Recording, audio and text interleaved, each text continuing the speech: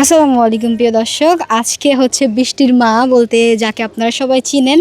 তো আজকে হচ্ছে আমি অনেক দিন পরে, আমি বিয়ের পর থেকে কখনো শাড়ি পরিনি এই পর্যন্ত, মানে ইচ্ছে করে না এরকম। তো আজকে একটু শাড়ি পরলাম, তো আবার বান্ধবীদের সাথে। কেন শাড়ি পরছি জানেন? বান্ধবীকে এক গাদা ফটোশ্যুট করে দেওয়ার জন্য। আর আমি এখন হচ্ছে আমাদের শৈশবকালের যে একটা পুকুর ছিল, যেই পুকুরে আমরা গোসল করতাম, সেই পুকুরটা আজকে আপনাদের দেখাবো। অবশ্যই এই পুকুরটা হয়তো এখন চলে না, কারণ এই পুকুরটা এখন প্রচণ্ড পরিমাণ ময়লা, কোনো মানুষ হয়তো গোসল করতে পারে না। তো পানিটা আপনাদের সাথে শেয়ার করব। আমার ভয় হইতেছে, আমি কিন্তু চুড়ি পরেছি। এই দেখেন কত সুন্দর করে আমি চুড়ি পরেছি। দেখেন ব্যাকগ্রাউন্ড সাইডটা অনেক সুন্দর। যে আপুরা ছবি তুলতে চান অবশ্যই আমার কাছে চলে আসেন, আপনাদের সুন্দর করে ছবি তুলে দিব।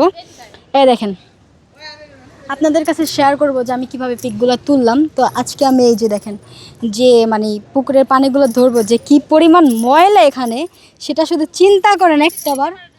একটাবার চিন্তা করেন, যে পুকুরে আগে শৈশবকালে গোসল করতাম, কত না আনন্দ করতাম। একসাথে 5-10 জন মিলে এই পুকুরে গোসল করতাম, সবাই মিলে আড্ডা দিতাম। আজকে সেই পানিগুলো কীরকম যে হয়ে গেছে, আমার দেখে না প্রথমে অনেক খারাপ লাগছিল।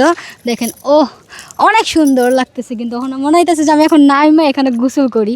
তা আপনাদেরও শৈশবকাল হয়তো এরকম একটা পুকুরে কেটেছে, বা এখন হয়তো সেই জিনিসটা নষ্ট হয়ে গেছে, কমেন্ট করে জানাবেন। টাটা।